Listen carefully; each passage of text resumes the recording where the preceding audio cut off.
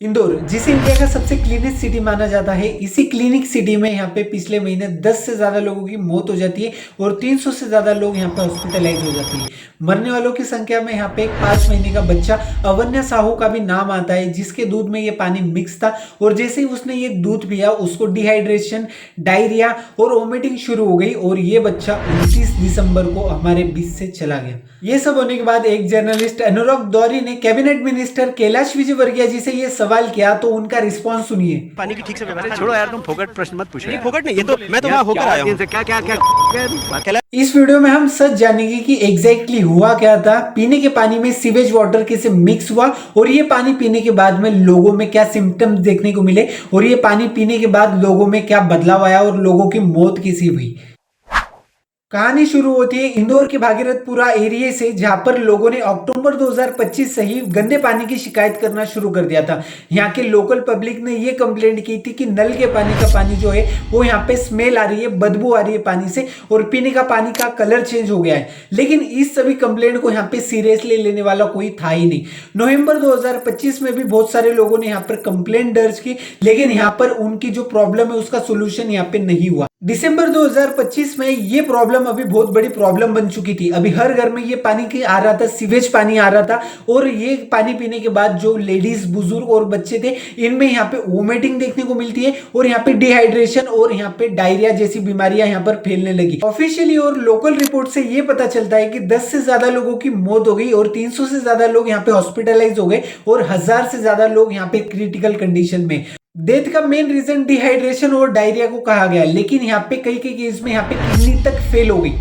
अब आते हैं सबसे इंपॉर्टेंट पार्ट पर कि आखिर ड्रिंकिंग वाटर में सीवेज वाटर कैसे मिक्स हुआ। सबसे पहले आपको यह समझना होगा कि भागीरथपुरा एरिया में जो पानी आता था वो 80 किलोमीटर दूर नर्मदा रिवर से पाइपलाइन के थ्रू आता था और ये जो पाइपलाइन थी ये बहुत ज्यादा पुरानी हो गई थी, इसमें से पानी लीक होता था और इसी के बीच में ये जो पाइपलाइन है ठीक इसके ऊपर एक पुलिस आउटपोस्ट का यहाँ पर टॉयलेट बना हुआ था बिना सेप्टिक टैंक के। और जो ये टॉयलेट का जो सीवेज वाटर था वो यहाँ पे भागीरथपुरा की ड्रिंकिंग वाटर की पाइपलाइन थी, इसके पास जाके जमा होता था। ये सभी वेस्ट जो टॉयलेट का वेस्ट था वो सब पानी यहाँ पर ये पाइपलाइन के पास में जाकर जमा होता था और धीरे धीरे करके ये जो सीवेज वाटर था वो इस पाइपलाइन के अंदर चला गया और ड्रिंकिंग वाटर के अंदर मिल गया और ये पानी से भागीरथपुरा एरिया के जो लोग थे वो ये पानी पीकर यहाँ पर बीमार होना शुरू हो गई और कई सारे लोग यहाँ पे मौत के मुंह में चले गए। वाटर टेस्टिंग में ऐसे बैक्टीरिया मिले जो कि नॉर्मली सीवेज में होता है और यही बैक्टीरिया लोगों के बॉडी में गया और आउटब्रेक होना स्टार्ट हो गया।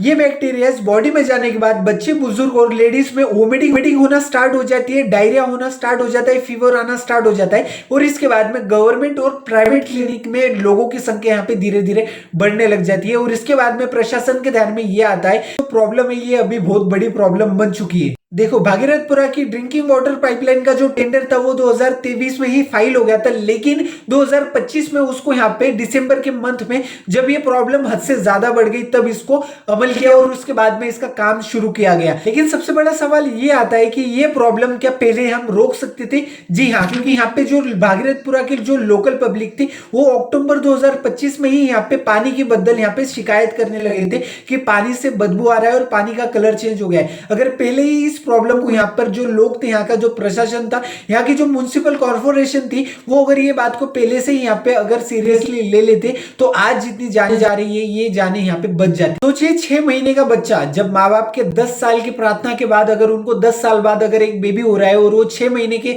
दिन में ही यहाँ पे अगर मर जा रहा है सिर्फ और सिर्फ गंदा पानी की वजह से, तो उन माँ बाप की क्या बीत रही होगी। अगर पाइपलाइन इन्फेक्शन टाइम पर हुई होती और वाटर टेस्टिंग रेगुलरली की जाती और जो पहले की जो कंप्लेंट्स थी अगर उसे यहाँ पे सीरियसली लिया जाता था तो यहाँ पर ये जो जाने जा रही है ये बचा जा सकती थी। केस बढ़ने के बाद मध्य प्रदेश गवर्नमेंट ने इंक्वायरी ऑर्डर की और कुछ म्युनिसिपल ऑफिशियल्स को यहाँ पर सस्पेंड कर दिया गया। इंदौर क्लीन सिटी रैंकिंग में नंबर 1 है, लेकिन ग्राउंड रियलिटी कुछ और ही है। पानी एक बेसिक राइट है और अगर वही जहर बन जाए तो सिस्टम पर सवाल उठना जरूरी है। सोचो, अगर इंडिया की सबसे क्लीनेस्ट सिटी में अगर ऐसा हो सकता है तो जो बाकी की सिटीज है उनका क्या होगा।